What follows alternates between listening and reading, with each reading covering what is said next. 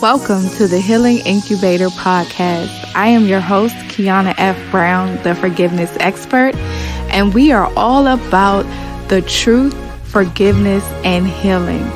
You are entering a controlled environment where there are others who are reaching to grow in their entrepreneurial journeys, personal lives, and self-care. Are you ready to heal?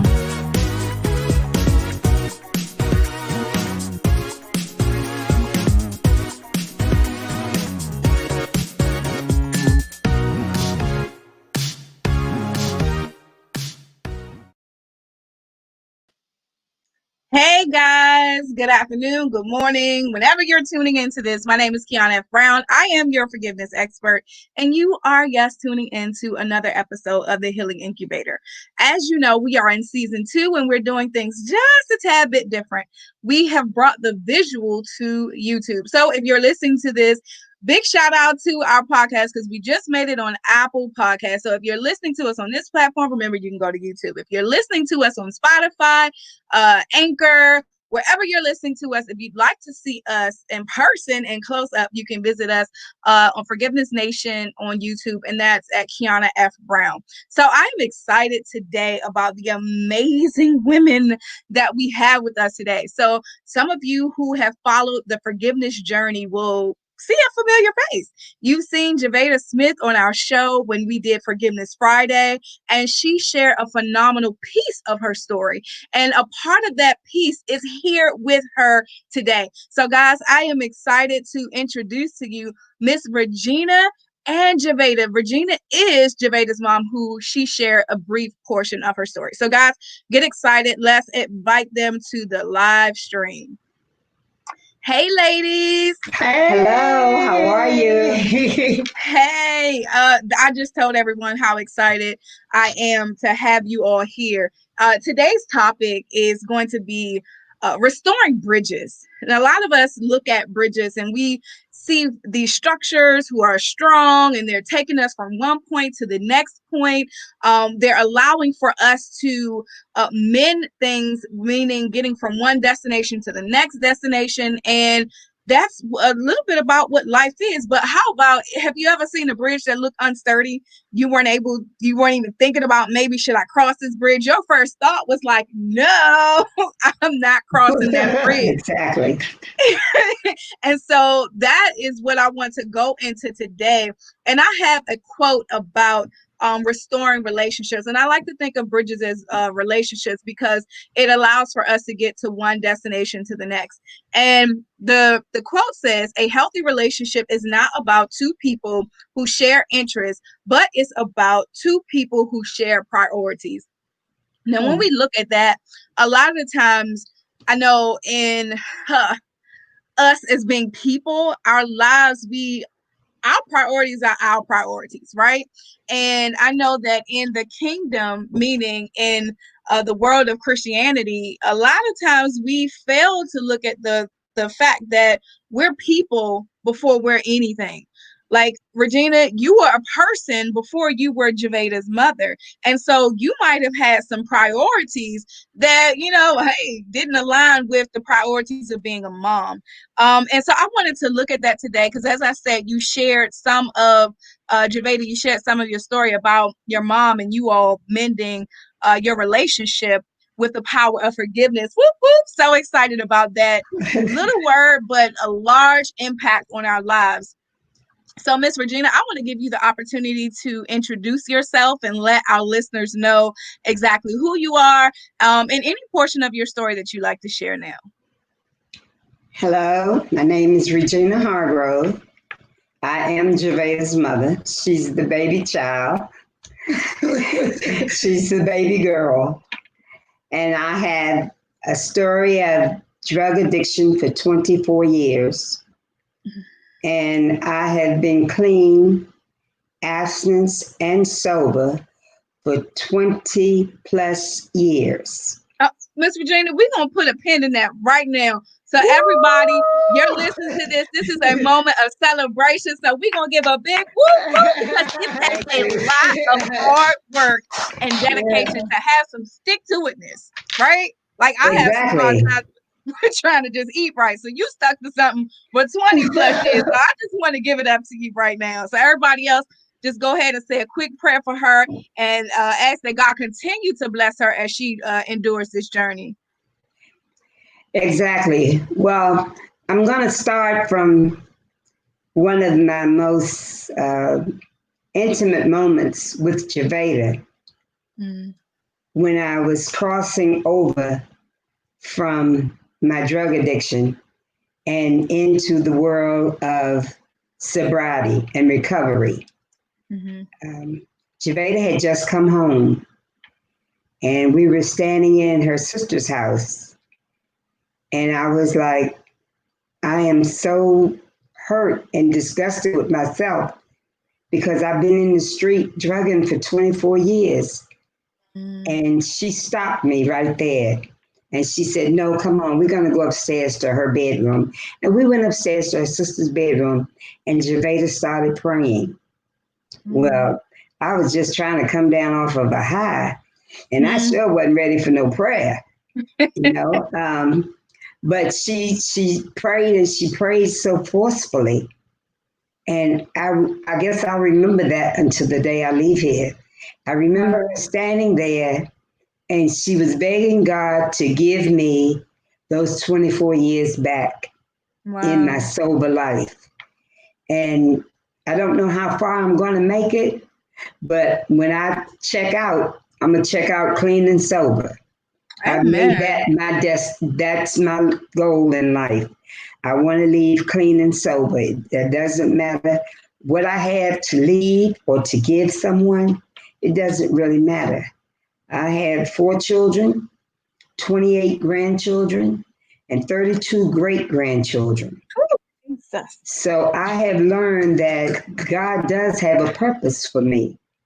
Yes, he does. And my grandchildren, one of my granddaughters was the very purpose that I made up my mind that I needed to stop drugging. And the police had raided my house, and they were bringing me out of the house to put me into a squad car.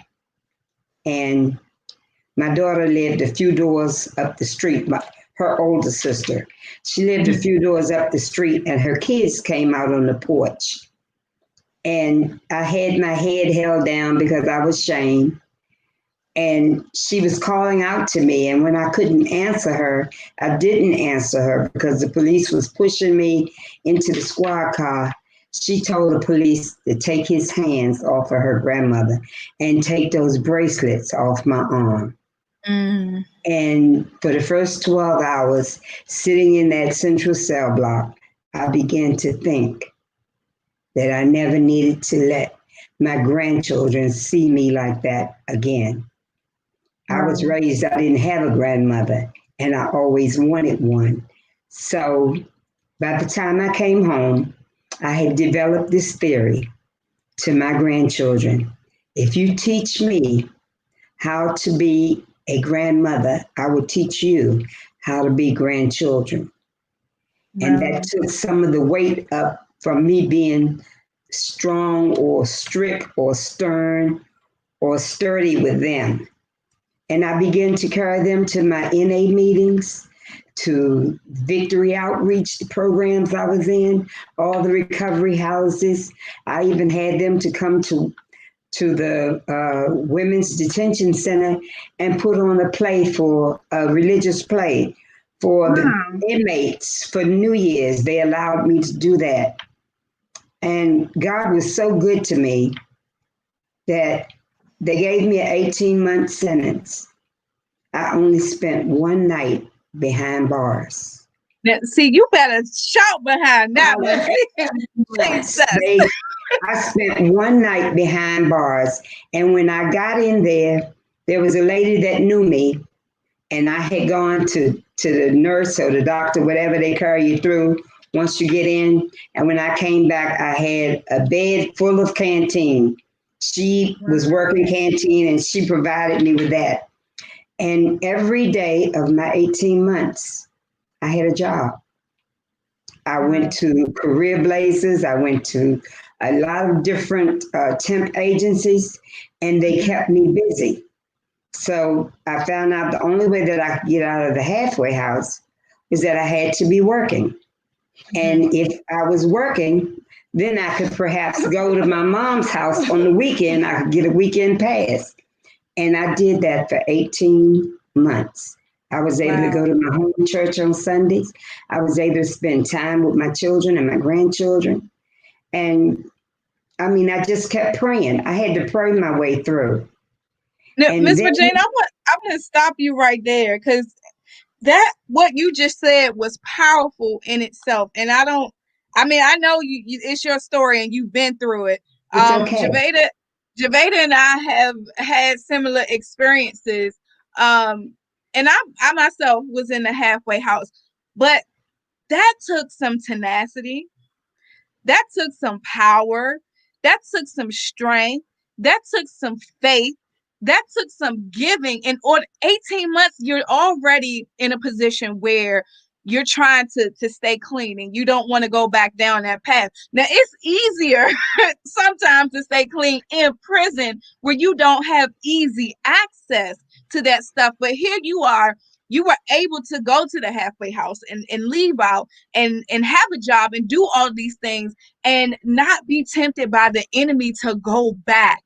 That is amazing. That is a testimony right there in itself, because Thank after you. enduring that process for so long of your life, to still, have the opportunity to just reach out and get that problem, that addiction that you have.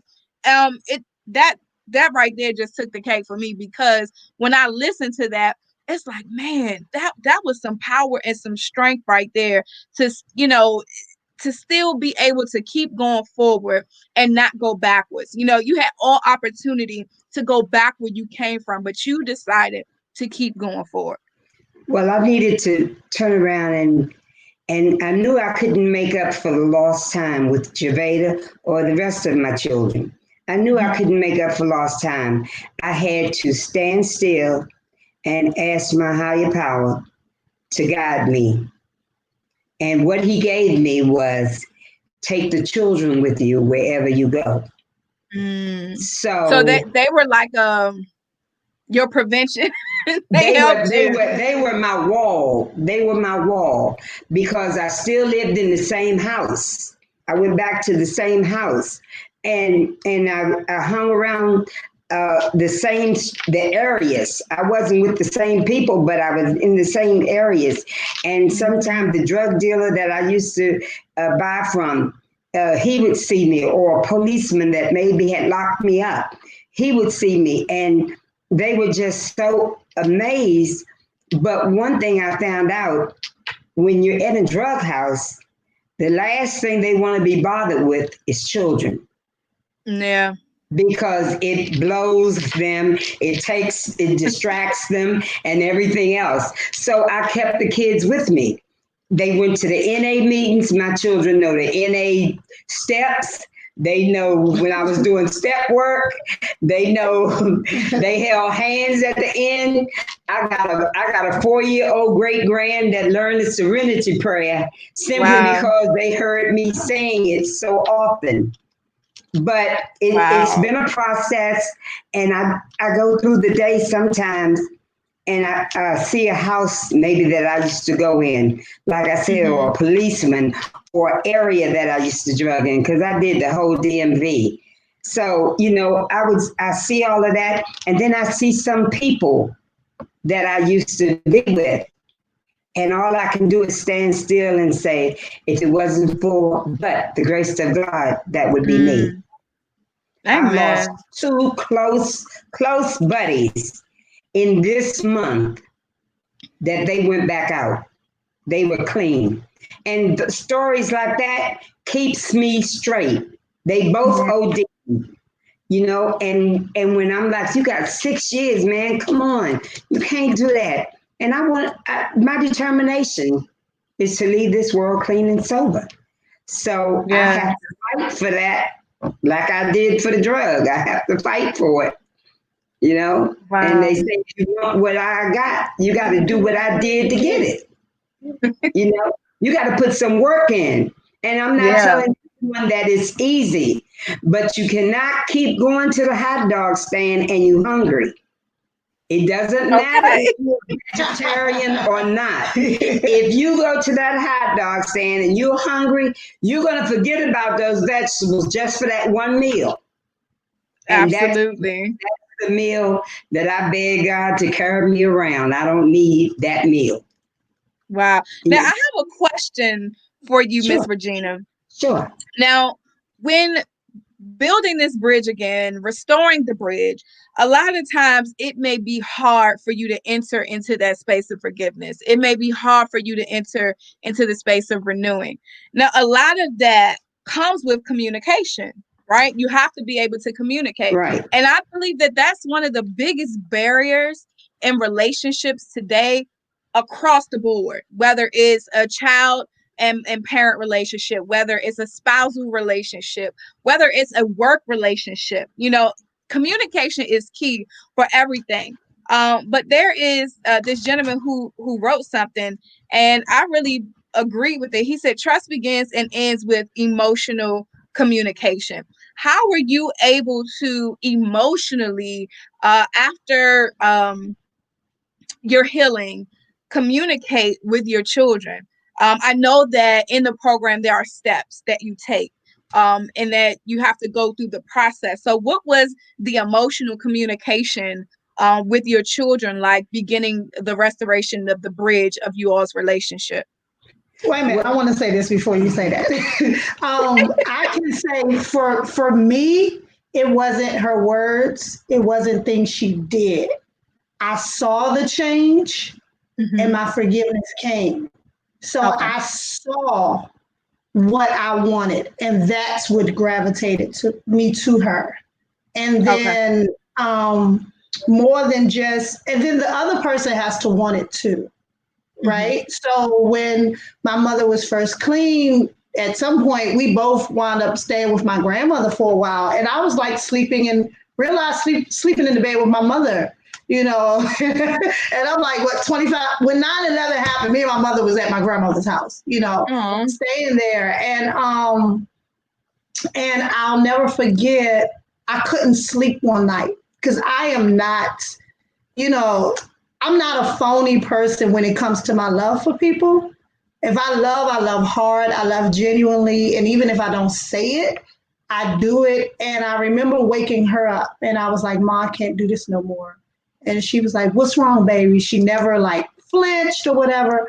And I was like, I wrote my aunt and my cousin a letter telling them that I wish they were my family because of who you were. And what blew my mind was she was like, I already knew, but she never said a word. She never said, and Wow. I that just got me. Like, I got emotional again talking about it. But because it didn't change the relationship that we were building, even though Hmm. she knew that prior to me admitting that. And this is months later of us sleeping in the bed together. 2 or 3 months down the line. So the other person has to want it, but for me, it was more seeing her than Hmm. it was her doing or giving. Okay. So that's what it and was. I'm going to say, Javeda continued to reach out to me, even in her anger. Mhm. She thought she was mad, but she continued to reach out to me. One day I get a 2-page letter, and the next day I get a 12-page letter. Mhm. And she would be expressing herself. She's always been able to express herself, but she would be expressing herself. And the days that I felt like reading it, I read it. And the days that I didn't feel like being bothered with Javeda, even in my sobriety, if I had other things going on, see, because to be sober is a state of mind. Mm. Abstinence is you're not using drugs. Mhm. So I became abstinent, but when I started my road to try to become sober, there were some days I could not deal with Javeda's letters. So I would just stack them all in beside my bed in a bag. And the days that I was missing her and wanted a conversation with her and couldn't have it, I opened the letter. And it might be something she was asking me for that passed 2 months ago, but I was able to say, hey, I'm sorry. And oh no, I say, hey, forgive me. I don't want to be sorry no more. Forgive Yeah. me. And if you don't, that's on you because I have forgiven myself. And once I forgave myself, I could move through my family, through my children. Even my sons that had been incarcerated, they were like, well, Mom, when I was locked up, you were busy doing your thing and you didn't send me no canteen. But every time I turn around, you sending Javeda something. I said, well, I was about me then. And Yeah. now I'm about restoration. I'm trying to restore. I believe in rehabilitation. And I try to be around other folk that believe in it. So the communicating verbally, and then I began to go see her. And when the times that I couldn't go see her, I would take her children to go see her. And Wow. sometimes I would be outside waiting in the car, but I didn't want them to miss things like Mother's Day and birthday. I'm a sentimental person when it comes to holidays, and I taught them to be like this, and I wanted them to be with their mother. So once we kind of got to a point where we could talk, and it don't mean that everything is always peaches and cream. We have some fallout, knockout, snap, but you know what? We end up hanging up that phone saying, I love you. Yeah. Yeah. That's the way it has to be. It has to be this: say what you mean what you say, and we're not gonna go to bed angry. I love that. I love that. I want to hit on something that she said that I think that people really should take mention and notice to, is that when for her addiction, when she felt some type of way, that it was some days that she couldn't deal with a Javeda letter. Now, a lot of times when we're going through life and the process of it, we tend to still just, go about life as a regular regimen when there are some things that we just put on hold, because if we go into that, it can be the turnaround for us, which then places us back in the mindset of we wanting were. to go back to the places that we come from, because there could have been some stuff in that letter that Mama said, look, I That's need to do right. this because I don't want to feel what she's saying right now. That's right, and that's the way that I carried it. It was with Javeda and with my other children, with my son, with my daughter, my oldest daughter. When Javeda was away, my oldest daughter hung in there for me. She made sure I got back to the halfway house on time. I got sick in the halfway house. They was taking too long with the ambulance. She came and picked me up and threw me across her shoulder and carried me to the hospital. But the knitting back together and me going to church, but I carried church inside of me. I was born, reared, and raised in church, and you can take me out to church, but you couldn't take the church out of me. You better say that. So praying is one thing I knew how to do. And it wasn't no ritual prayer. It was just to stand up and say, hey, God, you know what? I need you because Javeda is cutting up and I don't like the way she acting or she said this to me. And if I'm wrong, show it to me. Yeah. Just show A lot me of people that need I'm to wrong. understand. They need to understand that talking to God and having that open prayer and communication is not, girl, you're just saying a lot of good stuff tonight. It's not just about a format. Because a lot of people have a format. They think, they'll look up, how do I pray and how do I do this? Now, of course, there are some things that, you want to do exaltation. You want to do all these, but sometimes it's just that quick conversation with your dad. Like, look, Dad, That's right. I don't know what to do. And so thank That's you for right. pinpointing that, because I want them to hear that it does not have to be this big, long, Father thou, I love you, Lord. Like, Yeah. All of that is not necessary because good book tells us he's not looking for form or fashion. We need to come as we are. And I came as a filthy rag. I came as drug addict. And what I was asking for, he was the only one that was able to give that to me. And all I wanted to do was to be restored. Now, when I first got clean, I asked God to remove the compulsion. And I thought that was such a big, sweet word. I didn't know what I was really asking when I said remove the compulsion of drugs from me. I didn't know that meant the habits that I had when I was drugging, the younger men, the 3 or 4, the 5 or 6, somebody else's. I didn't know it meant all of that.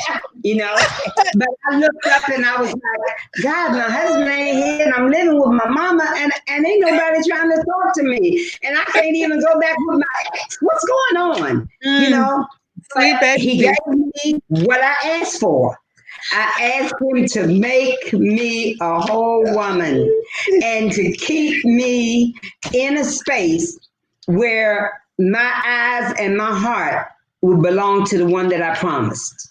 Isn't that funny? And Sometimes we can get mad at what we ask God to do. You yeah, ask like I I told him do it I all ain't the want time. all that. I said, I ain't want all that, man. Just hold up. Wait a minute. It's Saturday night and I just got paid. I got a couple of dollars and I know people and everybody on Monday telling me what a good time they had over the weekend. And I wasn't there. But I found out that crowd wasn't for me at that time.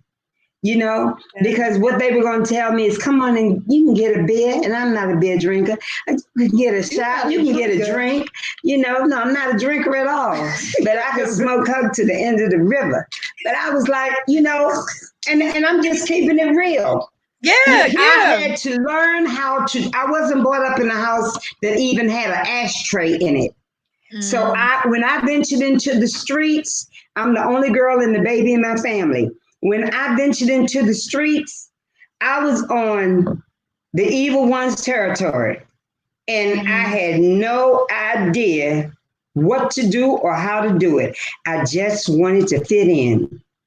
And that's how most of us get in that situation. Yeah. So when I'm an extremist. When I went from that, I flipped over when I decided I want to be clean because, I don't even know if I decided. I think after I prayed, God made the decision for me. But in the halfway house, every time I walked out the door, the inmates would always say, "Hey, Ma, bring me this back, or bring me that back." And when I looked back at that door one day, and I realized that these people were calling me Ma, and none of them were my kids. I realized that I must be too old to be in here. Wow. I don't need to be here. Yeah. I'm in the wrong place. So I got up under the wings of some people that were doing good. I made my children my priority. I knitted with them. We had family dinners. We do the Big Mama's house thing a lot. And we switched it over now to dear old Gavata, because she's more everybody's, she's Like I'm at a accessible. location and everybody lives around the Beltway, and I'm just like smacking them. So we use her. Yeah, we use her. It's okay to be used, just don't be misused. That's the user, Lord. But I just want to say, Kiana, that just backing up a bit. So my mom is the family matriarch. She just celebrated her 71st birthday, and wait a minute. Wait a minute. Your what? Her 71. Y'all listening to this, y'all need to go to YouTube and check out this face, because this ain't no 71-year-old lady I'm looking at. Yes, it is, girl. Yes, it is. July 24th, 1949. Ain't he awesome? He will let you look like you've been through nothing.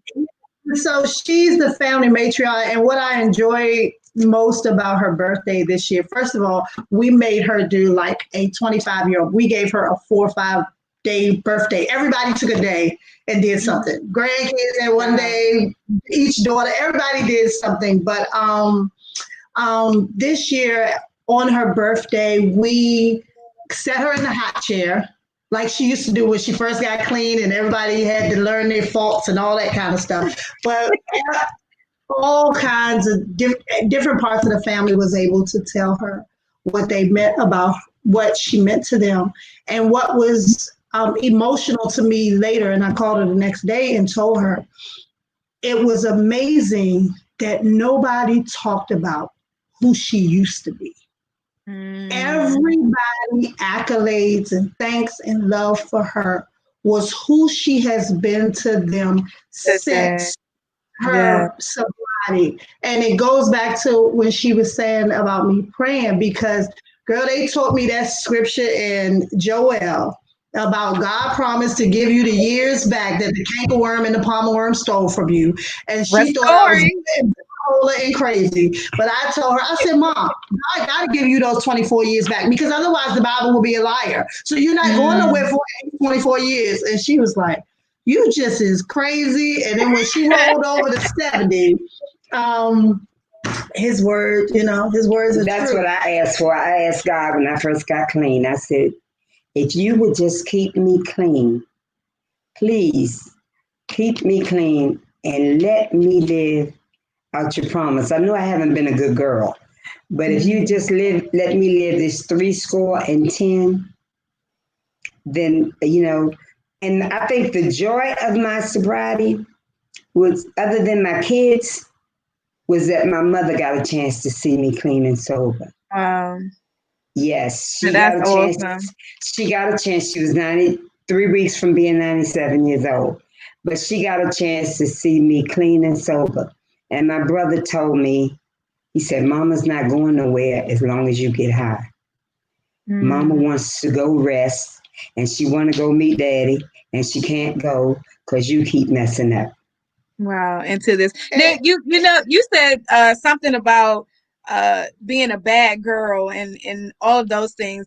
Just remember, for those who are listening and tuning in to this podcast, to know when you've asked God for forgiveness, it doesn't matter that's how right. bad you've been, Yes, Yes. what definitely. you did, Say because all that. of that is absolute. The only people, or the only substance of others is going to hold on to that is people, right? Right. After you said, God forgive me, God, a bad who, oh, you're my child, and all you have to do is keep continuously walking in faithfulness towards him. So y'all, if y'all listening, just know that when you say God forgive me, he did what? White clean slate, nothing to remember, it's Exactly. Yep, all yep, gone. yep. So And my mother Ex- has done, like, she's everybody calls this phone number for everything.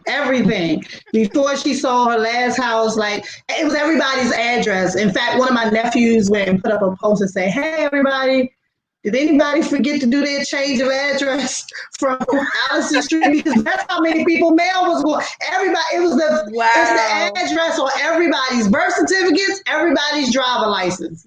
So she had just become that to everybody, and and I want to let you know this, because I told you I was an extremist.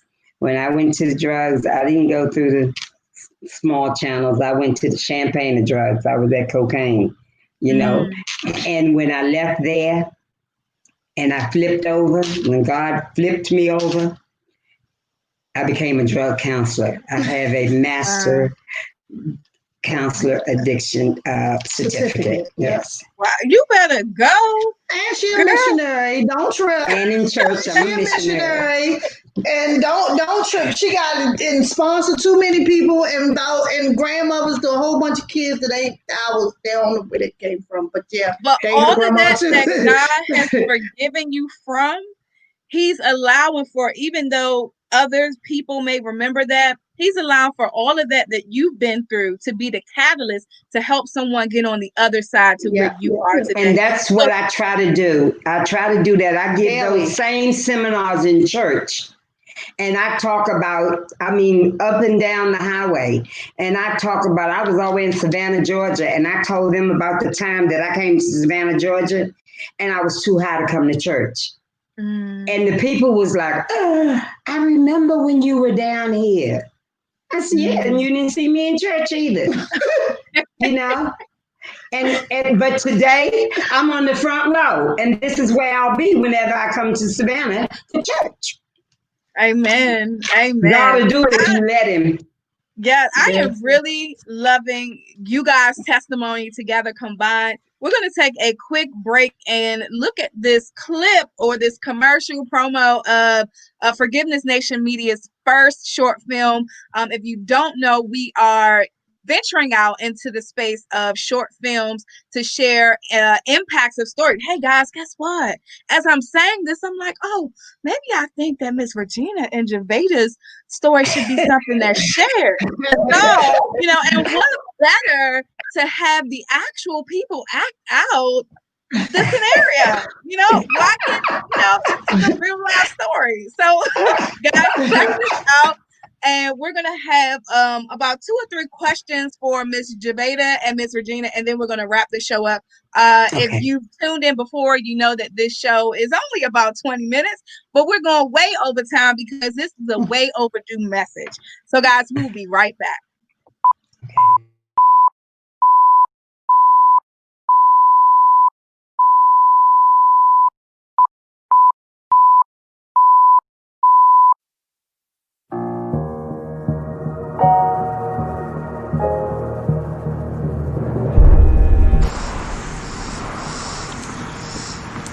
Hey, girl.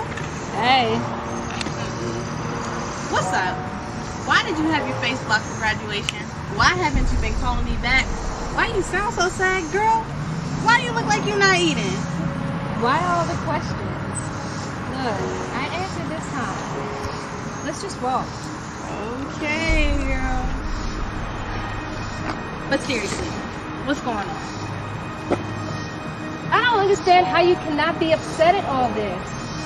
I mean, you act like you don't even know what's going on around you. People are dying left and right. The school's closed. We didn't even get to go to prom. And then they had a stupid virtual graduation.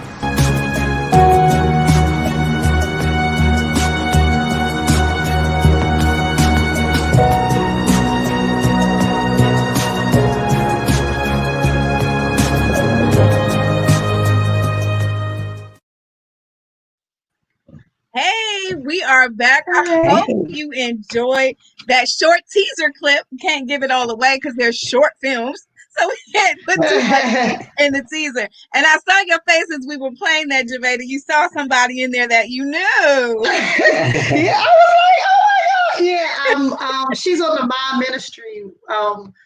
I'm the president of my ministry, so I gave her your number, and so I see she has stayed absolutely connected. Yes.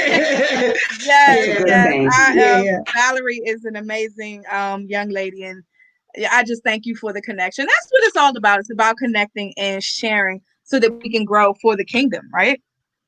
Right. So the first question I have is for Miss Regina. I just want to know, if there's anything that you could change from your past, what would that be?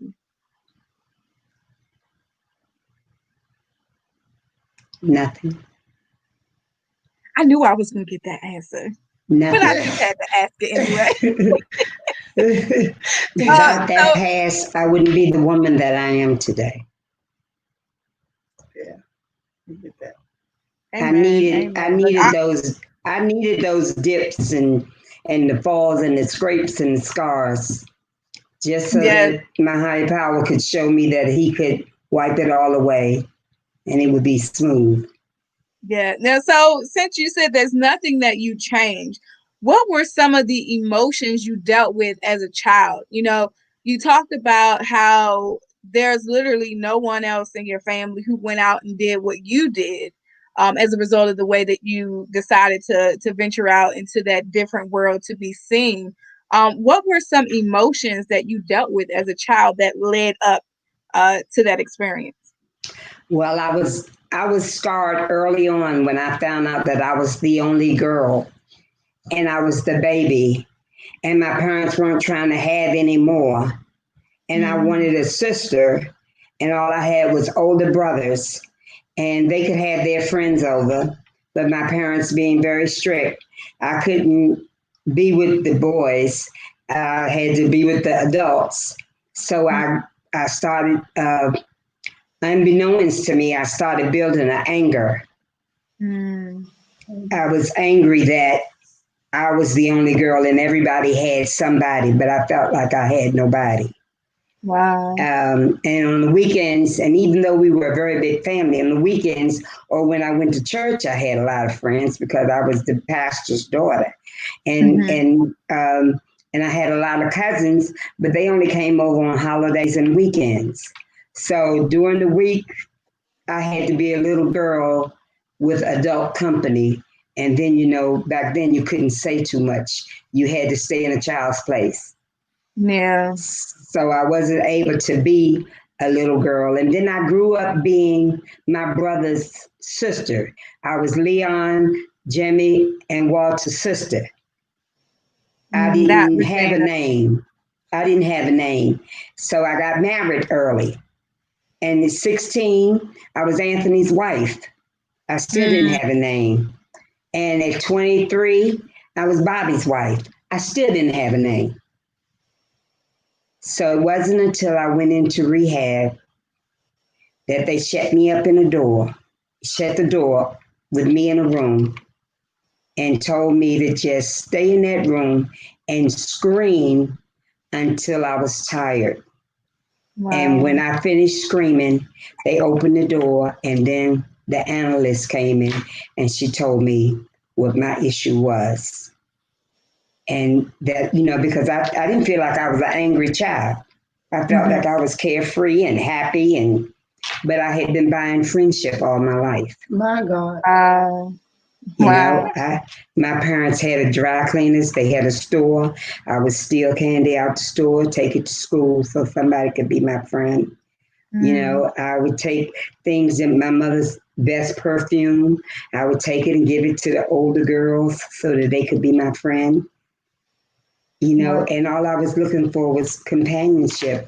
And it was sad that I didn't find that until I was almost 50 years old. Wow. That's my dad the bomb. My dad the bomb. Now, let me ask you both this question, right? I want to know, what are some suggestions you would give to help others, such as mothers and daughters, build their relationship? What is what could you give them as a tool to help them champion in relationships today? They have to find something in common. Something. I don't care if it's a color that they both like. They have to find something in common and stop pretending and being in denial that there is an issue. That's most of our hang-ups. We don't think that there's anything wrong with us. It's always something wrong with the other person. So for me, I guess it's two things. The first thing is, just like my mother said, you have to be real, with yourself. I think for me, our relationship really didn't get better until I looked in the mirror and realized I was just like my mother, absent the drug addiction, because I had my own addictions. You understand what I'm saying? So once I realized I'm more like this lady than I am not, it was like, oh, okay, so this is your pushback. Another thing I learned in a Christian class, and my mother can attest to this. I once heard it said, when you find a common enemy, people come together. Yeah. and it just like everybody, how everybody is against Trump. But me and my mother for, I don't know, a year and a half kept bumping heads, one thing or another. It's like a month on the good street, 2 months not talking for 3 months. And in December, my baby girl was getting married. We weren't speaking. My mother and I weren't speaking. And somebody was upsetting her at her wedding rehearsal. And I was like, Mom, you better come down to this church. I don't go to this church no more. But I called her and my dad, I've been talking to them. I probably hadn't talked to them since July. I hadn't spoken to either of them since July. And I'm like, come down here. It was like, we're on our way. And it was like, it was never, I would be like, there was never an apology. There was never a discussion about what happened. That was literally it. And I think we lived in truth from then. It was like, we aren't always going to agree, and it just got to the point I'd be like, Mom, let me tell you what I just did before anybody else can pick up the phone and tell you. This is what I just did. and whatever you got to say, okay. And that we live in our truth, and Yeah. she's gonna I be want to her. let you know that I am living my best life. She is. She's Amen. always Amen. traveling, I'm living my best life. always traveling somewhere. Things I wanted to do, whatever excuses I found, I stopped. I stopped with the Mm. excuses. And it's just my husband and I. And when I feel like I'm ready to go, I lock the door and go, Yeah.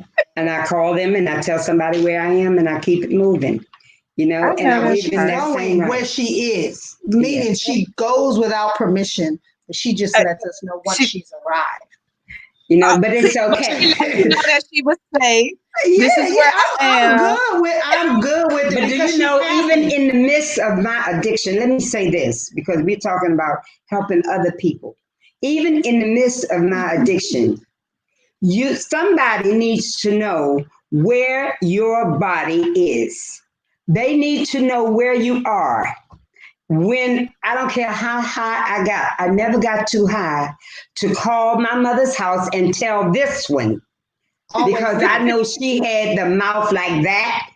And I would Let call and everybody tell know. her, yes, tell her where I was, who I was with, what the guy looked like, And and then I was gone. and I registered her. I never wrote it down. But when I needed her, I knew the phone number to call, where the house was, go get my mother. This is what's going on. Wow. Keep in touch. And the main thing is to forgive yourself. If that's what they are looking for, understand when you look in the mirror, Michael Jackson gave us the song for it. That man in the mirror, when you look in the mirror and realize that the person on the other side can't do anything without you, they can't wash their face, they can't comb their hair, they can't brush their teeth, they need you, then you become the most important person. And until you understand and you get all right, you can't help nobody else to be all right. Mm. You've got to get all right. Build you a personal relationship with a power that is greater than you that can help you out of some mess every time you step into it. Because as long as we're living in this world, we're going to have a problem. Wow. So you need to find somebody that's bigger than you, that's not going to beat you up. I don't beat other drug addicts up, but what I do, I bow my head. And when I pray for the still suffering addicts, then I'm praying for them like somebody prayed for me that didn't even know me. Girl, where is the shouting music at? Where is the shouting music? We have to give it a whole I don't know. sermon. We're going to find Todd Tribbett or something. Look, Somebody. so guys, I believe that Miss Regina just gave the oxygen mask. You don't know what this is. I'm not, if you've never tuned into the podcast. The oxygen moment is when words breathe like fresh air. When that we inhale motivation, it acts as oxygen and forming our brains to do a reset, Yes. and it allows for our brains to go in a different mindset. So I think Miss Regina just already gave her minute of motivation. So, Javeda, if you can share Listen, with, with I everyone. digress. Listen, Oh, but then Miss I Regina, you digress. got some more. Hey, You have some more. baby, So baby. When I tell you I had 24 years out there, I got 20 years of it on this side. You have to get a desire. You have to have a desire to want to do better. Just say, Lord, make me better. So we holler surrender, surrender, surrender. And we don't know what surrender is. Surrender is 4 letters, HELP, help. Wow. That's how you surrender, help. And then just stand still, step back, and let God do his thing. Wow. We That want is to put our hands amazing. all in it. And we want to put our hands all in it and mess up the cake. Leave it alone. God knows how to bake a cake. He made us, Yes. he can fix us. So Yes. that's He what I is do. the I chief trust him. creator. Yeah, I Yes. trust him. I want to thank you both for taking this time to share.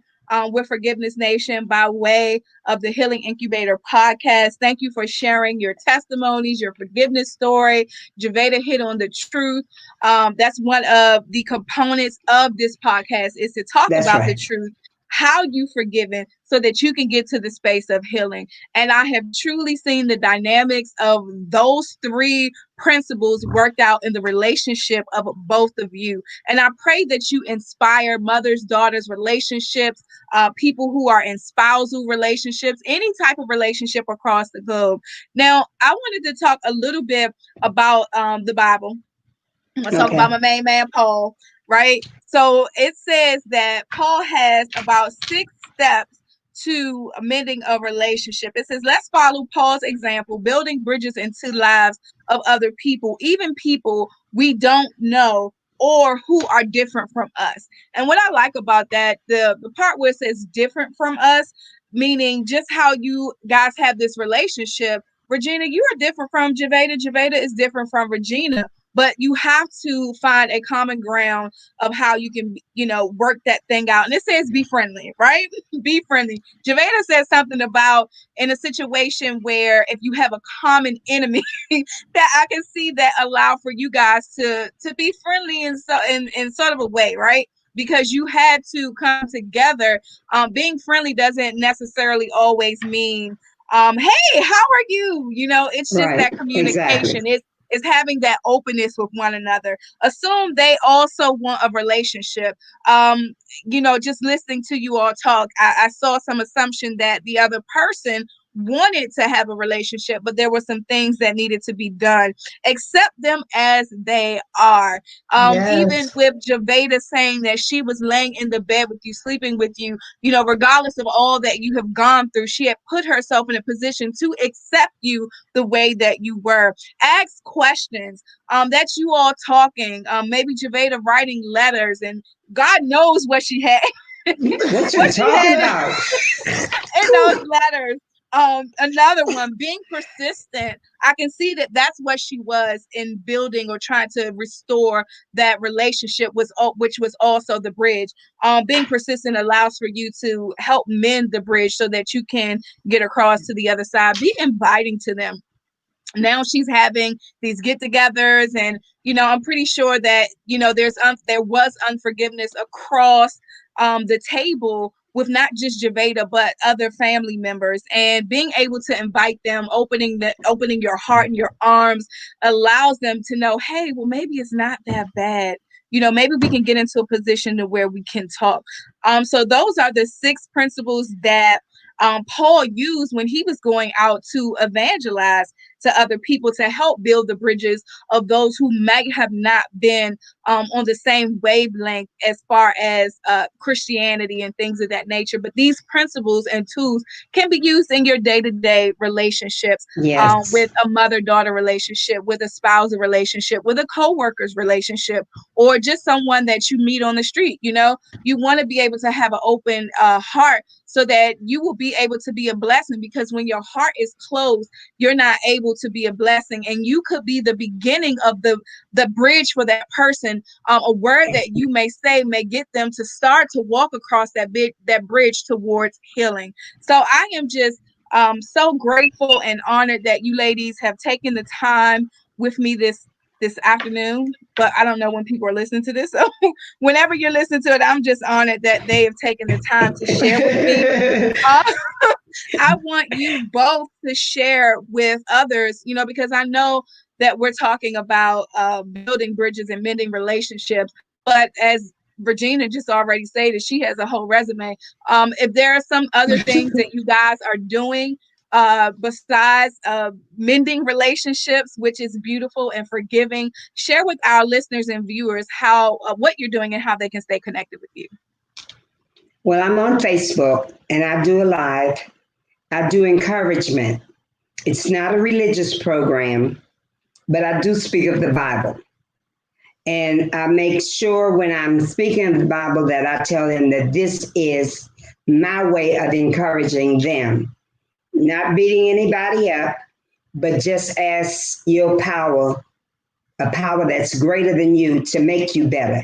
It doesn't matter who you call your higher power. If you call yours God and I call mine the doorknob, fine. Because the doorknob is what carried me in the crack house, and then God helped me to turn that doorknob to come out of it. And how can they follow you? What's your name on Facebook? Oh, my name on Facebook is Regina Hargrove. I live in my name.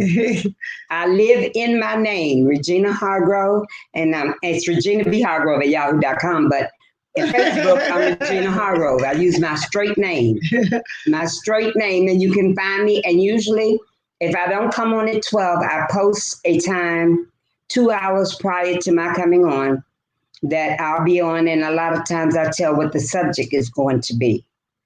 Amen. You know, my last subject was I've never walked alone, even in my mess. Amen. So my website is www.gavata.org. My name is Gavata. I am the author of the book, Get Yourself Together First, that tells about my perspective of going through the forgiveness process with my mother and how it was when she got herself together first that the forgiveness came. That's how Kiana and I first got connected, however long ago it was. But seems like forever ago now. You can follow me on Instagram at Gavata, MYM for Christ. That's Gavata, Mime for Christ. And I'm Gavata Smith on Facebook. You would have to follow me because my 5,000 friends are maxed out. Yes, 5,000 friends. About 5,000 friends, but they can follow you, you know. yeah, And so, that's what's going on with us. And my mother, I'm happy. and I speak at events. Yeah, You know, she motivational does. speaker for those that are in recovery. Yeah. I'm a strong advocate of NAAA meetings in recovery. Just get a desire. It works if you work it. That's right. But it won't if you don't. And Kiana, thank you for having us on here. Thank you so much. For at the conclusion of National Recovery Month, which is the month of September. And so for all family members who think that you can't forgive, we just only told you a little bit. You have no idea of all of the storms that we have all been through. But look at us now. When I need something, I call my mommy.